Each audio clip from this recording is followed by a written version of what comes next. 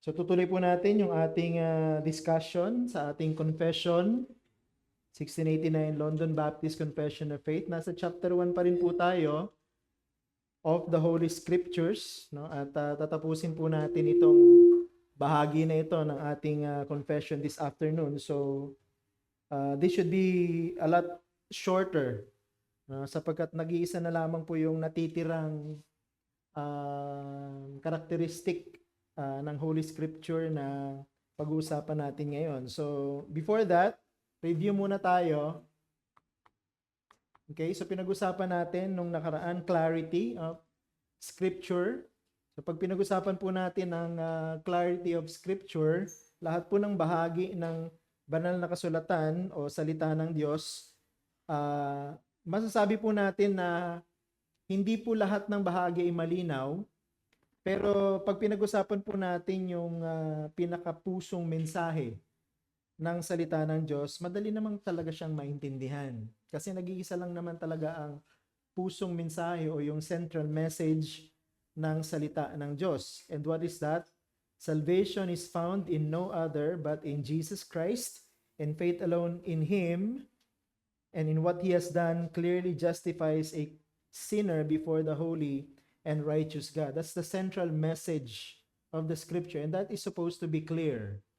Okay, malinaw po dapat yan sa lahat ng mananampalataya ng ating Panginoong Jesucristo. You don't need to consult a theologian or even your pastor para maintindihan itong clarity of Scripture na ito when it comes to its central message. Dapat basic na sa atin yan. No?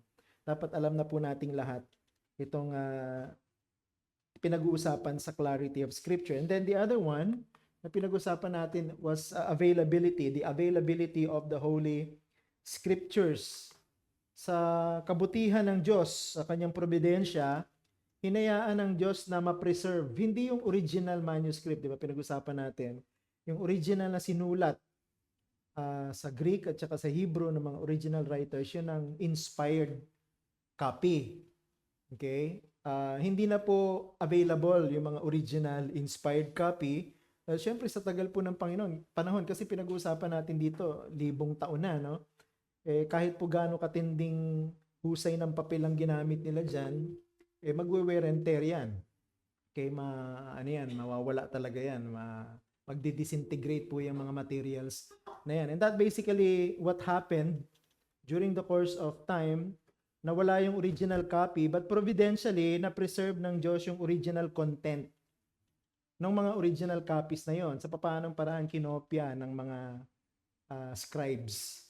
No? Kinopya yung mga original, tapos yung mga faithful copy of the original ay kinopya din naman ng iba, kinopya hanggang sa umabot sa panahon natin ngayon, napakaraming available manuscript o yung mga kopya ng original, at yun yung pinagbabasihan nila, kino-compare nila sa isa't isa para makapag-come up sila sa mas maayos at malinaw na translation. So yung pong translation na yan, inalaw ng Panginoon sa mga lingwahe na naiintindihan ng maraming mga tao. That's availability of the Holy Scriptures. Kaya lahat ng tao sa buong mundo halos meron ng access sa kopya ng banal na salita ng Diyos.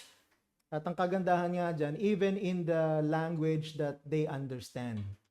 Okay, sa mga dialects na meron po tayo. Kahit sa Pilipinas, ang raming dialect at marami ring mga kopya ng scripture sa mga dialect na yon. So ngayon, sa hapon na ito, pag-uusapan natin ay yung pong topic ng finality of the Holy Scripture. Ito lang pag-uusapan natin ngayon. So, let's try to finish it within the hour para medyo may pahinga rin tayo bago sa ating prayer meeting. So, when we talk about the finality of the Scripture, ang unang importanteng bagay na dapat maging malinaw sa atin ay ito, the Bible is its own final interpreter. The Bible is its own final interpreter. So, anong ibig sabihin nito? Ang Biblia kasi ay ang Biblia ay composed of 66 books from the Old Testament to the New Testament. Sabi nga natin, yung Holy Spirit sa kanyang inspiration, hindi niya in-override yung personality and even the style of the authors nung sila'y sumusulat. Kaya pag binasa mo yung mga sulat, halimbawa yung mga letters ni Apostle Paul, nagre-reflect doon yung kanyang personality, yung kanyang style. At pag kinumpara mo yun sa mga sulat ng iba, like sulat ni Peter o sulat ni John, hindi sila parehas. Ganon yung inspiration, ano? Hindi ino-override ng Holy Spirit yung personality and even style. Pero, you need to understand itong mga isinulat na ito based on the interpretation of all the parts of Scripture. Ibig sabihin, as I noted here, the only infallible rule of interpretation is the Scripture itself. Ibig sabihin, kahit marami itong books, 66 books, kahit iba-iba yung mga author, iba-iba yung mga style, iba-iba yung mga tema ng pagsusulat, yung panahon, kung kailan sinulat, iba-iba rin yung audience, meron lamang siyang iisang meaning. Okay? At yung meaning na yon, kailangan nating maintindihan base sa kung papaano ito binigyan ng liwanag ng ibang bahagi ng Scripture. So, ang ibig sabihin nito, Scripture must interpret Scripture. Ang pwede lamang magpaliwanag ng sinasabi ng Bible ay Bible din. Okay? Hindi po pwedeng ipaliwanag ng sino man. Ang ibig sabihin ng Bible, ang nagbibigay lamang ng liwanag sa Biblia ay ang kanyang sarili. Diba? So, yun po yung sinasabi sa paragraph 9 ng ating confession. No? Bakit putol na?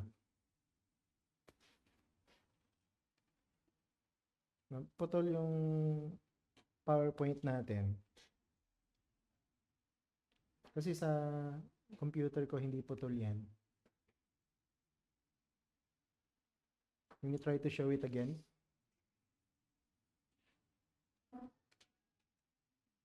Okay, paragraph 9 sa chapter 1 pa rin ito ng ating confession.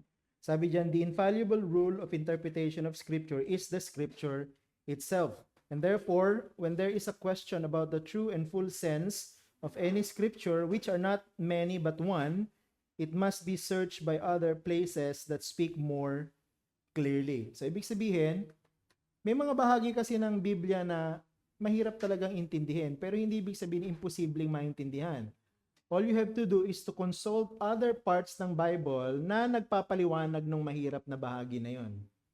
Kaya ang tawag ng Scripture, interpret Scripture. That's the basic way ng pag-interpret natin ng Bible. Ang point natin dito, the Bible student must always search out and confirm his interpretation by the authority of other passages of Scripture. Kung may doubt ka dun sa meaning ng text na binabasa mo, tingnan mo dun sa ibang mga bahagi ng Biblia na may sinasabi rin tungkol dun sa sinasabi ng text na pinag-aaralan mo. Okay? Kaya po magandang dapat gawin ng mga mananampalataya, marami tayong translation na available sa ating pag-aaral ng Bible. Hindi mo naman kailangan mag-consult ng mga commentaries eh. Sa totoo lang, magkaroon ka lang ng iba-ibang mga version o translation, madali mo siya maintindihan kasi may mga translation na pinapadali ang translation. Halimbawa, ang ESV at saka ang NASB, medyo kailangan mong mag-exert ng effort, no, para maintindihan mo yung mga translation at yung mga verses. Pero pag kinonsult mo yung New Living Translation o kaya yung NIV translation, mas madali mo siyang maintindihan. So, ang isa sa mga pwede kong i-suggest sa inyo para hindi natin malabag itong Scripture interpret Scripture, i-compare ninyo yung pinag-aaralan yung talata sa iba-ibang translation. Diba? May NIV kayo, may NLT kayo, ESV kayo, tapos merong ang bagong ang Biblia translations, Tagalog, o kaya Mabuting Balita Biblia, tapos basahin mo yung same passage, makikita mo, lilinaw siya eh. Kasi sa translation pa lang, meron na agad siyang interpretation. May mga translation po kasi na may kahalo na siyang interpretation. No? Kaya yung pong mga translation, hindi talaga siya inspired. No? Kasi yung iba dyan, hinaluan na ng interpretation ng mga translator. Para pag binabasa natin, mas madali natin siyang maiintindihan. Okay, so that's one. At sabi dun sa isang basis natin itong principle na ito, Acts chapter 15 verse 15, Sabi diyan, and with this, the words of the prophets agree, just as it is written. So, ibig lang sabihin ng talata na ito, yung mga sulat ng mga propeta sa Lumang Tipan at mga apostol sa Bagong Tipan, hindi sila magkokontrahan eh. Kung ano yung sinabi ng mga nasa Lumang Tipan at sinabi ng mga apostol sa Bagong Tipan, pagka kinumpara mo sila, nag-a-agree sila sa isa't isa. Bagamat hindi naman sila sumulat ng magkakasabay, malayo yung pagitan, di ba? 1,000 taon ang pagitan ng mga aklat na ito. Pero, pag pinag-aralan mo yung sinasabi nila patungkol sa kabuuan ng Biblia, hindi sila nagkokontrahan eh. They agree with one another. So that is the meaning of the Bible is its own final authority. No, the Bible will not have any contradiction whatsoever. Kaya pag nagbasa ka ng Bible na parang sandali, parang kontra to sa binasa ko dun sa isang passage, tingnan nyo pong mabuti. They will never contradict. Hindi po magkokontrahan ang salita ng Diyos. It's very possible lang na kaya sa tingin nyo ay parang may kontra, baka yung interpretation po ninyo ang kailangan nating ayusin. No? Kasi baka yung interpretation nyo sa isa ay iba doon sa dapat na interpretation nitong isa. Kaya parang nagkokontrahan sila. Dapat hindi eh. No? Kasi ang lahat ng bahagi ng Biblia dapat magko-complement sa isa't isa. Hindi sila magko-contradict sa isa't isa. So may mga implications po ito, no? Itong principle na ito. Implication number one, we don't necessarily need to consult different commentaries to understand difficult passages of the Bible. Yung iba kasing estudyante ng salita ng Diyos, gusto nilang commentary agad. Halimbawa, babasahin lang yung text tapos para maintindihan yung meaning, didiretso agad sa commentary. Ano ba sinasabi ni Lloyd Jones? Ano ba sinasabi ni MacArthur? Ano ba sinasabi ng Expositor's Bible Commentary and so on and so forth. So tinitingnan agad yung sinasabi ng mga commentary. Ang totoo nyon, pwede naman hindi kayo mag-consult agad ng commentary kung gusto niyo maintindihan yung passage na pinag-aaralan ninyo. So may mga bullets po ako dito na pwedeng maging suggestion sa atin pag nag-aaral tayo ng mga passages sa Bible. Number one, we need to understand the Bible from its core message, which is the redemptive will of God through Jesus Christ. Nabanggit ko na to before. From the Old Testament to the New Testament, isa lang ang central message. Jesus Christ, the Messiah, the Son of God, the Mediator, the Savior of sinners. Yun lang po ang mensahe ng Bible, mula Lumang Tipan hanggang Bagong Tipan. Ngayon, pagka alam mo yon at malinaw sa iyo na ang sentrong mensahe ng Biblia mula Lumang Tipan hanggang Bagong Tipan ay walang iba kundi si Jesucristo, bilang Messiah, hindi ka maliligaw sa interpretation mo.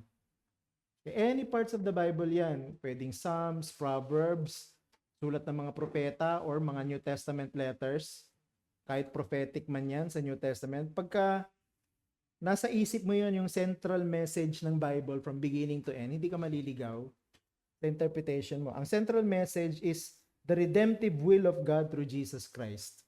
So, lagi mo i-connect kay Jesus Christ yung passage na pinag-aaralan mo. Kahit ano man yan, Revelation, Psalms, Proverbs, prophetic writings, narrative. Diba? Nakita niyo, pinag-aaralan natin yung Book of Esther, that's narrative. Pero every now and then, kinoconnect natin kay Jesus Christ, diba? Tulad kanina, ang gusto ni Mordecai, mamagitan si Esther kay King Ahasuerus para maisalba yung mga Hudyo mula sa banta ng annihilation from Haman the Agagite. Kinonect natin kay Jesus Christ na siya yung totoong mediator natin sa Diyos na nagbabanta din na lilipulin ang lahat ng mga makasalanan pero pwedeng maligtas sa pamamagitan ni Jesucristo. So yung mga ganon, di ba? Pwede mong i-connect kay Jesus Christ. So pagka nagagawa mo yun sa interpretation mo, hindi ka maliligaw. Okay. Yun ang parang compass mo, no? Sa pag-aaral mo ng Bible. Halimbawa, nagme-meditate ka, nagde-devotion ka. Napunta ka sa isang bahagi. Dapat tatanong mo palagi pwede ko bang i-connect kay Jesus Christ to? Pwede ko bang i-connect sa gospel itong verse na ito o itong passage na ito na pinag-aaralan ko? O itong parable na ito, halimbawa, o yung talinghaga, pwede ko bang i-connect kay Jesus Christ? Pwede ko ba connect sa gospel? Dapat ganun ang question mo. As long as nandun ka sa track na yon, hindi ka maliligaw. Okay? Secondly, Our Bibles have cross-references sections that direct us to similar passages shedding light to the one we are studying. Yung pong Bible na binibili natin, kahit po yung mga digital copy ng Bible na nakalagay sa cellphone or gadgets ninyo or computers ninyo, meron po yung tinatawag na cross-reference.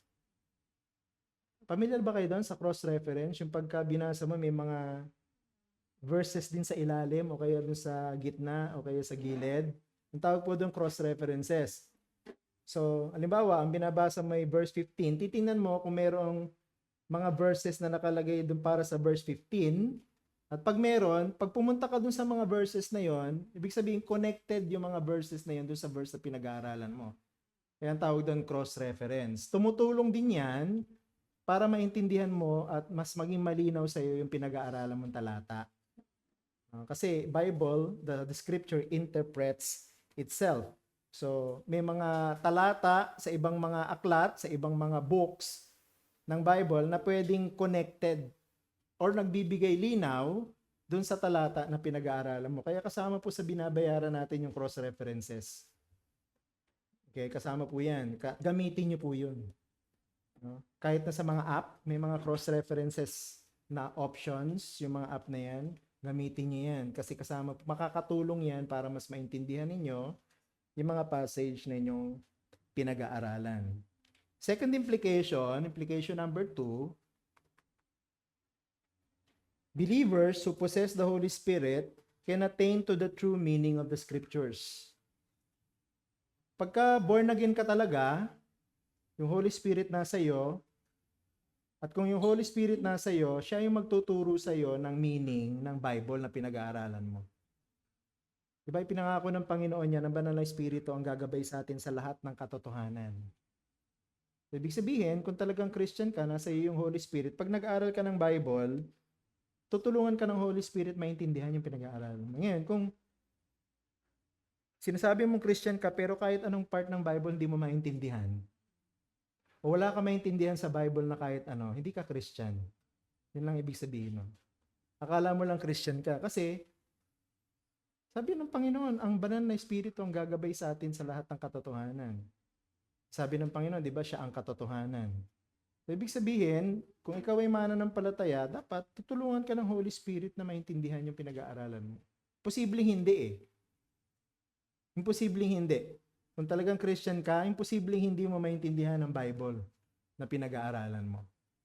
Okay? Siguro ang problema lang sa maraming mga Christian, disiplina. Tamad mag-aral ng Bible. Pero yung sasabihin na hindi maintindihan yung Bible kahit anong gawing pag-aaral, imposible. Kung talagang Kristiyano ka. Kaya nga, under this implication, gusto kong banggitin yung mga katotohanan nito. Number 1, sa Roman Catholics po, meron silang turo or dogma na ang pwede lang magpaliwanag ng Bible ay ang church. At ang final judge sa ibig sabihin ng Bible ay ang church. Yun ang turo ng Roman Catholic Church. Kaya there was a time before the Reformation, sila Martin Luther, sila John Calvin, mga pare yan eh. Diba si Martin Luther, Augustinian monk. Diba si John Calvin, ano rin siya, priest din siya, no? Roman Catholic priest din yan. Ano yan? Alam nila na turo talaga ng Roman Catholic Church na ang mga pangkaraniwang tao, hindi sila pwedeng magbasa ng Bible. Dapat ang pwede lang magbasa ng Bible at pwede lang magpaliwanag ng ibig sabihin ng Bible, ang church, yung mga pare. Kaya nung panahon na yan, bago yung Reformation, ang kopya lamang po ng Bible ay nasa wikang Latin. Siyempre, mga pangkaraniwang tao, hindi nila aral yung salitang Latin. No? Kaya wala rin silang opportunity na mabasa at maintindihan yung Bible kasi hindi nila maintindihan yung language. Kaya nga ang ginawa ng mga reformers nung nagsimula na silang bumalik sa pagtuturo ng Biblia, ang isa sa mga inuna nila i-translate yung Bible dun sa language na intindihan ng mga tao. Halimbawa, si Martin Luther nung nagsimula na yung Reformation during his time, 1500s. No? Ang isa sa mga ginawa niya, tinranslate niya yung Bible sa wika ng German language. Kasi naniniwala siya na dapat ang mga pangkaraniwang tao nababasa ang Bible at naiintindihan ko anong ibig sabihin nito. Kasi heretical yung katuruan ng Roman Catholic Church na sila lang ang pwedeng magpaliwanag at sila lang ang nakakaalam ng meaning ng Bible. At ginagamit ng Roman Catholic yan para hawakan sa leeg ang mga deboto. Okay, syempre, kung hindi nila kayang ipaliwanag ang Bible, gusto nilang maintindihan ng salita ng Diyos, lagi silang maniniwala sa sasabihin ng church sa kanila, ng Roman Catholic Church. Diba? Kaya yung Roman Catholic Church, kahit naman ngayon, ganun pa rin, mapang-alipin eh. No? Kailangan sundin mo sila, paniwalaan mo yung paniwanag nila, kung ano yung tinuturo nila, yun lang ang, doon ka lang magpapasakop. No? Any other interpretation, maliban sa interpretation nila, babantaan ka nila na excommunicate ka, o kaya didisiplinahin ka. That's heretical teaching. Bakit? Sapagkat ang totoo, ang lahat ng mananampalataya ng Panginoon dapat may free access sa Bible. Dapat kaya mong basahin, kaya mong ipaliwanag sa tulong ng banal na Espiritu. Second truth about this principle, we are entrusted with the Word of God and we have a stewardship to interpret it correctly. Ang Biblia po ay hindi ibinigay sa isang institusyon lamang. Halimbawa, institusyon ng mga kardinal o institusyon ng mga bishop, sila lang ang pwedeng mag-handle ng Bible. Hindi po ganun. Ang Biblia po ay ibinigay sa lahat ng mananampalataya, individual Christians. Okay? Kaya maganda yung ginawa ng Reformation, ng mga tao sa Reformation, tinranslate nila yung Bible, pagkatapos dinistribute nila sa mga tao nung panahon na yun. Kaya mabilis yung paglaganap ng Reformation kasi naintindihan na ng mga tao, ito palang ibig sabihin ng Bible. No?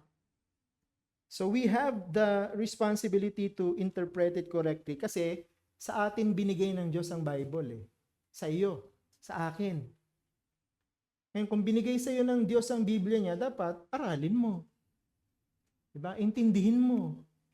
No? Kung may mahirap na bahagi, pwede naman tayong magpatulong para maintindihan natin siya. May mga commentaries, may mga sermons online, may mga pastor tayo, may mga Bible teachers and preachers tayo na pwedeng tumulong sa atin para maintindihan natin ang salita ng Diyos. In other words, as stewards, we don't have any reason not to study and understand the Bible.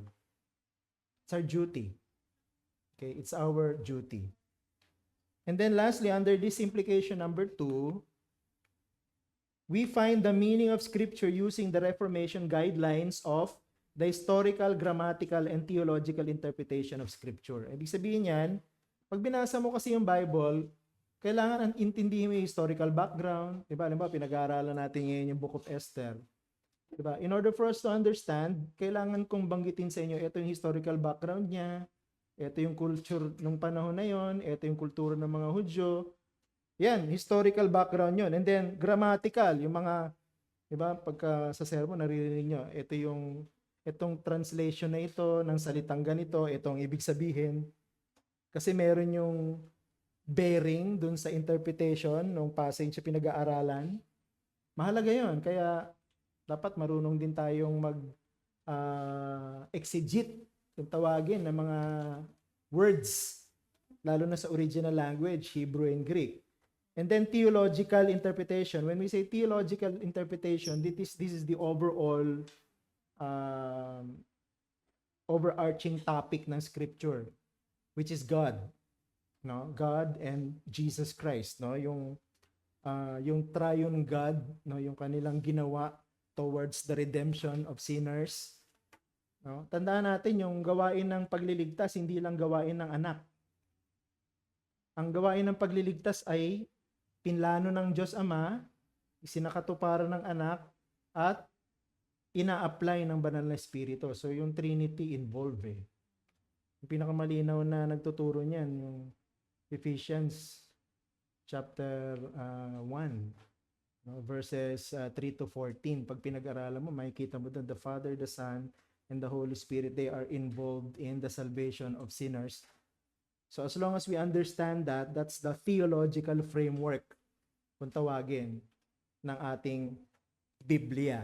So yung tatlo na yan, historical, grammatical, theological, as long as hindi ka lumalagpas dito sa tatlong guidelines na ito, hindi ka maliligaw sa interpretation. Of course, itong historical, grammatical, and theological, medyo kailangan mo ng training dito. Okay, hindi po madali, no? Hindi po siya easy to achieve eh. Kailangan may training. Hindi naman kailangan ng Bible school training. Ano? Kailangan lang siguro talagang pag-aralan. Siguro sa mga susunod nating pag-aaral, we can probably study hermeneutics, basics, no? Ng Bible interpretation, madadaanan yan. Tingnan natin. Okay, so yan po yung unang principle. Ano? The Bible is its own final interpreter.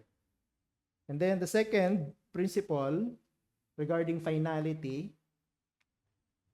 the Bible is the supreme judge of all controversies and final resolution of our faith.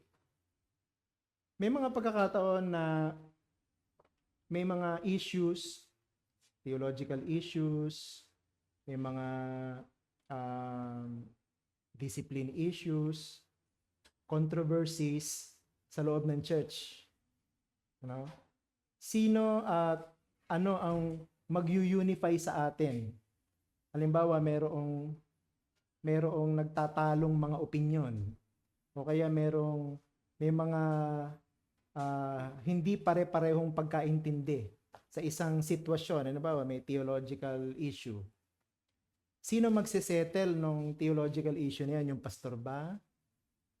No? O mag-invite ba tayo ng isang professor sa isang Bible school para isettle yun sa atin? Sinasabi ng confession, hindi natin kailangan ng tao no? Ang magsesettle sa atin ng mga disputes, controversies, theological discussions, Bible mismo. Diba napag-usapan natin yung authority ng Bible. Ibig sabihin ng Bible ang final authority. So kung ano yung sasabihin ng Bible, patungkol dun sa issue na yun yung final, yun yung tama, yun yung susundin. Doon tayo magpapasakop. Okay? Ngayon, saan papasok yung importance ng creeds? May mga, confession, ng mga creeds, halimbawa, Apostles' Creed. Yung pong mga creeds at saka mga confessions, hindi naman po sila essentially wrong, pero dapat, kahit po yung sinasabi ng mga creeds and confessions, ay itetest natin base sa final authority ng Bible. Kasi po yung mga creeds, halimbawa 1689, London Baptist Confession of Faith, gawa lang ng mga tao yan eh. No? Pinag-aralan natin yung short history ng 1689 Confession. Ito po ay kinonsolidate ng marami mga particular Baptist nung 16th century. Because they want to identify themselves as particular Baptist, so hiniram nila yung confession ng mga nauna at inedit nila na mag-fit sa kanilang standard. At yun yung pinakilala nila na confession ng kanilang grupo. Like sa particular Baptist o Reformed Baptist, ang confession natin, 1689 London Baptist Confession of Faith. Yung pong 1689 confession, gawa lang ng tao, hindi po yan infallible. Ano ibig sabihin? Kahit po sa 1689 confession, may mga nakalagay dyan na for my personal understanding, hindi ako mag-agree. Halimbawa, yung isang turo sa confession, madadaanan natin yun. Sinasabi dyan na ang Pope ang Antichrist. Ibig sabihin, sino ba ang Pope ngayon? Ano bang pangalan ng Pope? Pope Leo the 9th ba? No? So sa interpretation ng confession, yung Pope Leo the 9th, siya yung Antichrist. Hindi ako naniniwala doon. Tama yung interpretation na yun. Kasi based sa sulat ni Apostle Paul sa mga taga-Thessalonians, base sa interpretation, hindi pa natin alam kung sino yung Antichrist. Pero totoong may Antichrist. Darating yung Antichrist na yon, at sa takdang panahon ng Panginoon, bago dumating ang Panginoong Jesucristo, magpapakilala yon. Yung Antichrist na yon. At marami siyang maloloko. Marami siyang malilinlang, kahit yung mga nagsasabing born again sila. No? At pagkatapos ng maikling panahon, darating ang Panginoon at papatayin niya yung Antichrist na yun. Yun na nakasulat sa New Testament. Kaya hindi ako naniniwala na yung Pope yung Antichrist. No? Pwede siguro, in a sense na sa mga panahon kasi nang sinulat yung confession, yung mga Pope kasi ano sila, mararahas sila, no? Pinapatay nila yung mga Christian, no? Pinapakulong, tinotorture. Kaya siguro naisip ng mga particular Baptist na yung mga pope na ito, masasamang tao, mga antichrist ito. No? Kaya siguro nila nasabi yon. So yun, hindi mo tatanggapin ng basta-basta, kailangan mo munang tingnan yung Bible. Tama ba yung sinasabi nila? Kasi gawang tao lang naman yung confession. Bagamat marami sa confession, tama at pinaniniwalaan nating tama, pero meron mga iba na questionable. Okay? At para sa akin, hindi ko basta-basta tatanggapin. No? Halimbawa, yung isang turo na ang lahat ng mga sanggol na namatay sa impyerno lahat ng punta. No? So, hindi ko basta-basta tatanggapin yun. No? Mahirap kasi sa scripture, wala naman sinasabi na ganun eh. No?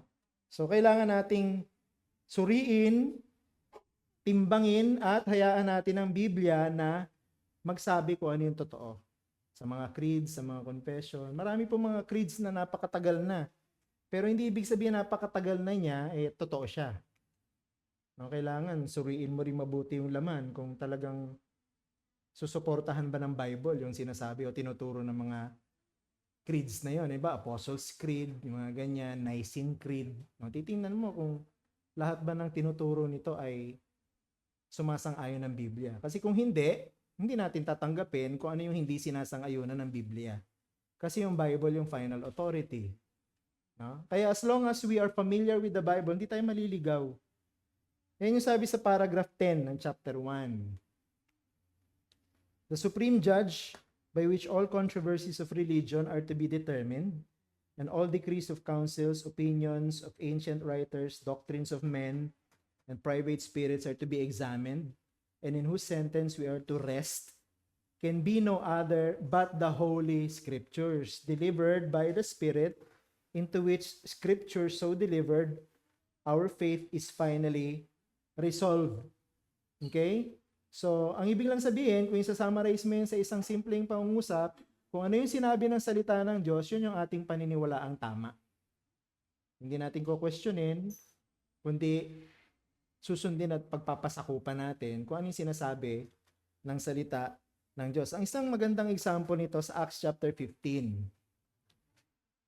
There was a controversy during this time patungkol sa mga Gentiles na naging Christian, no?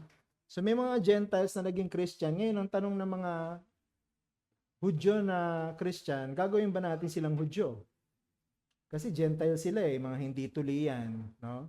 Mga hindi sumusunod sa batas ng mga Hudyo yan. Para ba masabi natin totoong Christian sila, kailangan natin silang gawing Hudyo. Ibig sabihin, kailangan natin silang tuliin. Kailangan nilang sundin yung sinasabi ng mga batas ng mga Hudyo para masabi natin silang totoong Christian. Yun yung controversy dyan sa Acts chapter 15. Pero tingnan nyo, sabi niya sa Acts chapter 15 verses 19 to 21, therefore my judgment.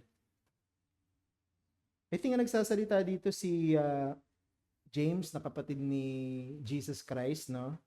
Sabi niya, therefore my judgment is that we should not trouble those of the Gentiles who turn to God, but should write to them to abstain from the things polluted by idols, and from sexual immorality, and from what has been strangled, and from blood.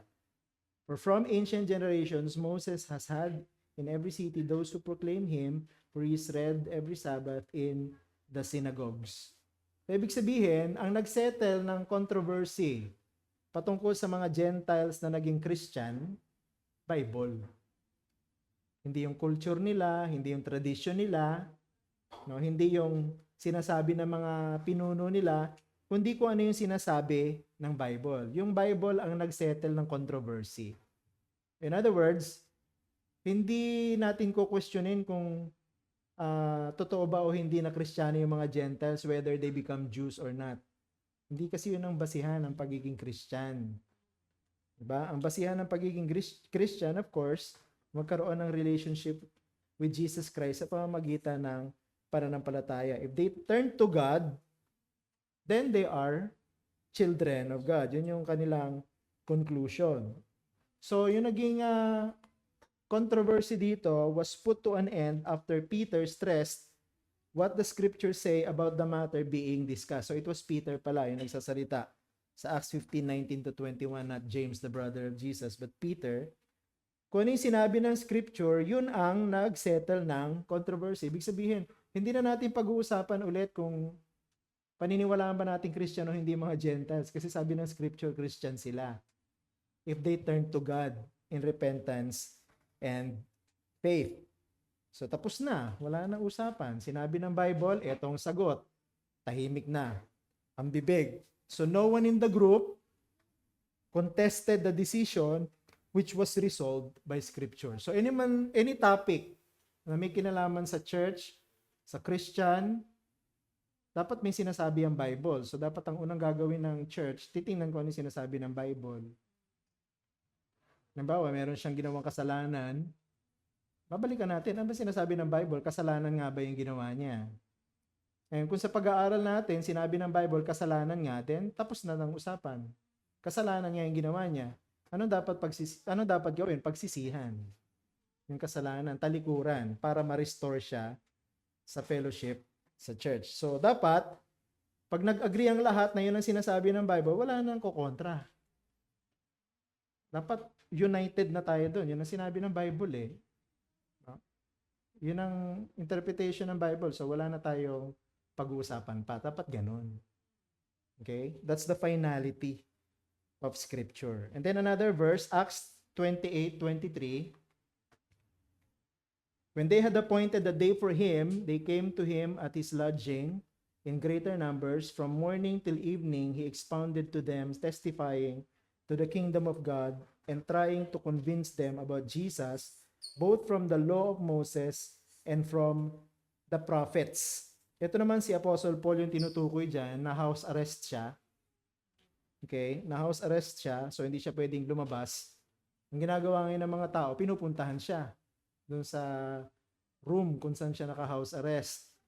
And then, pag pumupunta yung mga tao, ang ginagawa niya, pinapaliwanag niya sa kanila yung Biblia patungkol sa kingdom of God from the prophets and the law of Moses. Ibig sabihin, from the entire Bible.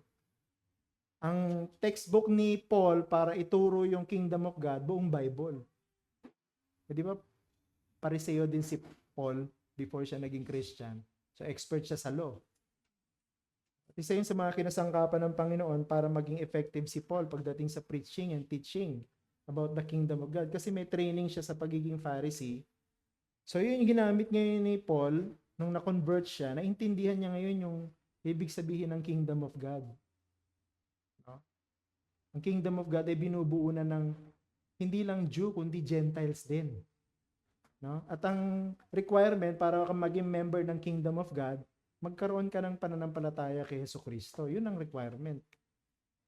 So, yun ang tinuturo ni Paul, no? From the prophets and from the law of Moses. So, pinapakita niya na si Jesus Christ yung Messiah. Siya yung susi ng lahat. So, ang Hudyo, hindi ibig sabihin Hudyo, automatic na miyembro ng kaharian ng Diyos. Kahit Hudyo ka, kailangan manampalataya ka sa Messiah. Gentile, kahit Gentile ka, pwede kang maging member ng Kingdom of God basta mananampalataya ka din sa parehong Messiah, si Jesus Christ. So, kung yung Hudyo, tsaka yung Hentil, nananampalataya sa parehong Messiah, miyembro sila ng Kingdom of God. Yun yung turo ni Apostle Paul. Ano? So, yung teaching ni Apostle Paul ay may kinalaman sa kabuuan ng exposition o pagpapaliwanag ng Bible. The full sense of any scripture is not manifold but one. Kaya paulit-ulit kong pinasanasabi sa inyo, hindi tayo maliligaw sa ating pag-interpret ng Bible basta nandun lang tayo sa pinaka-central message. Si Jesus yung Messiah, si Jesus yung pinangako. Pansinin niyo, yung binabasa natin ngayon sa public reading of scripture, nasa Genesis tayo, di ba? Kita mo dun sa Genesis chapter 3, may pinangako dun na magpapadala ang Diyos ng binhi sa pamamagitan ng babae na dudurog sa ulo ng ahas. Si Jesus Christ yun. Okay? Kanina binasa natin yung Genesis chapter 4. Doon, pinapakita sa atin na bagamat pinatay ni Cain yung kapatid niyang si Abel, si Cain kasi ano siya, doon siya kabilang sa lahi ng ahas. Kaya pinatay niya si Abel na kabilang sa lahi ng babae. binhi ng babae. So, hindi pwedeng maputol yung binhi ng babae. Kaya anong ginawa ng Diyos? Nanganak ulit si Eva, ang pangalan, Seth. Diba? So, pinalitan ng Diyos ang anak nila na magpapatuloy ng binhi ng babae. No, naputol kay Abel dahil pinatay siya ni Cain, pero binigyan ulit sila ng panibago.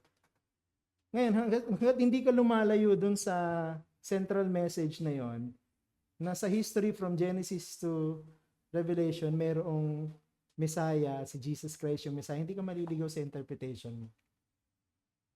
Kahit anong passage yan, Proverbs man yan, Psalm, sa mga propeta, diba? Kahit yung Song of Solomon, Ecclesiastes, pagka lahat yan, i-connect mo lahat dun sa central message. There's only one sense of scripture, not manifold, hindi ka maliligaw. Okay? Kaya hindi mo kailangan mag-aral sa Bible school para maintindihan mo yung Bible. No? All you have to do is spend time reading it, no?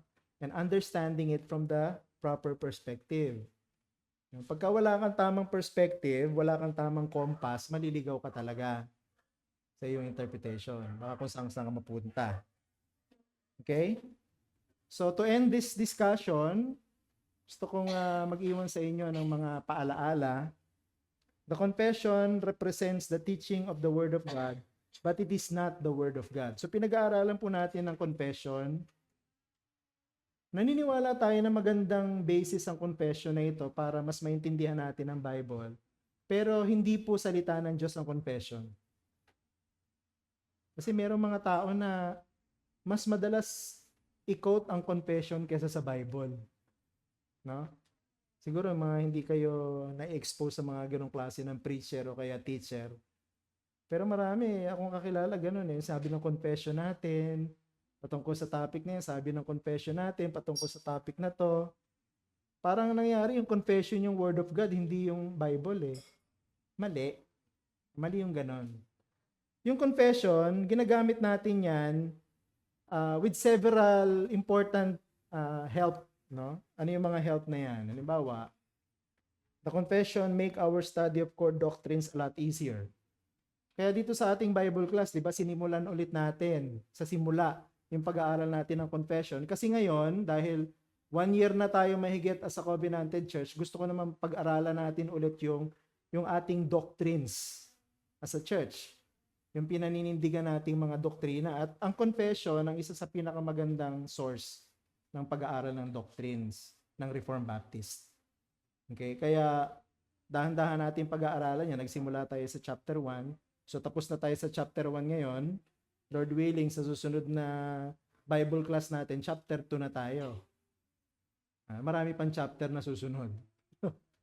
At hindi naman tayo nag-aapura. Ang mahalaga kasi maintindihan nating mabuti. So, that's one purpose, to understand doctrines a lot easier. Secondly,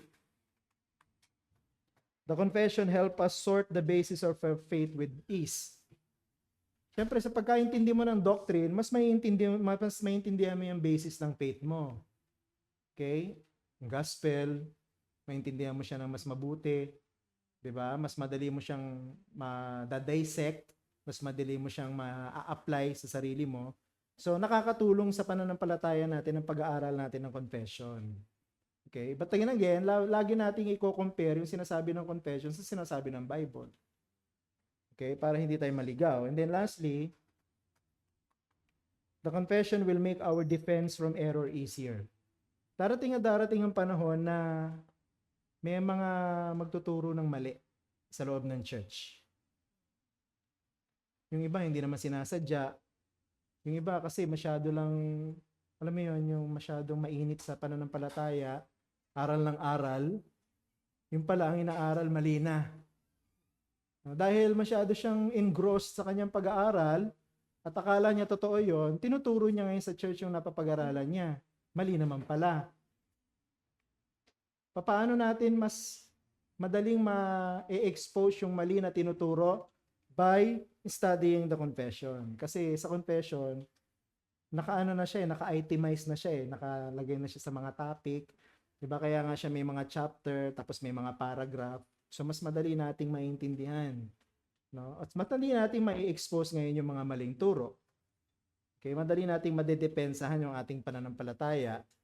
Ayun yung isa rin sa mga purpose natin kung ba't pinag-aaralan natin ang confession. Diba? Hindi naman tayo lagi magkakasama. So ngayon, 6 days of this 6 days of work, 1 day of rest yung ating pattern. So Lord's Day lang tayo magkakasama. So we don't have any other day in the week na magkikita tayo. So maganda yung pinag-aaralan natin yung confession. You can defend yourself from error. Pagka na-master na natin ito, pagka nadaanan na natin ang marami dito, hindi na kayo maliligaw. Diba? Mga mamaya, narinig nyo si Soriano sa TV, tapos hindi naman kayo nag-aaral kasi ng doktrina. Pag narinig mo si Soriano at hindi ka aral, maliligaw ka talaga. Kasi talagang mahusay siyang magpaliwanag ng mali. Okay? Kung hindi ka sanay, kung hindi ka aral, maliligaw ka. Ngayon kung nag-aaral ka, yan, pinag-aaralan natin ng confession, dapat ako bilang pastor, medyo kampante ako na kahit naririnig nyo si Soriano, hindi kayo maliligaw ni Soriano. Diba? Kasi pag narigaw kayo ni Soriano, ibig lang sabihin nun, hindi kayo handa, hindi kayo nag-aaral, hindi kayo inugatan sa doktrina ng iglesia. Yun ang ibig sabihin nun. No? Dahil hindi kayo inugatan, mabuhay. Madaling-dali ng hangin at saka ng ulan. Okay? So, dyan lang muna tayo. No? Init na rin ako eh. So, tapusin na muna natin to. Do you have any questions? So, tapos na natin yung chapter 1. Okay, we have 10 paragraphs in chapter 1. So, tagal din, Ilang Sundays din natin pinag-aralan, So, hindi naman tayo nag-aapura. So, next Lord's Day, magsisimula na tayo sa chapter 2. So, pwede nyo rin yung basahin, kung may kopya kayo ng Confession, chapter 2. Okay, pag-aralan natin next time. Okay. So, may question kayo? Dito sa mga pinag-usapan natin?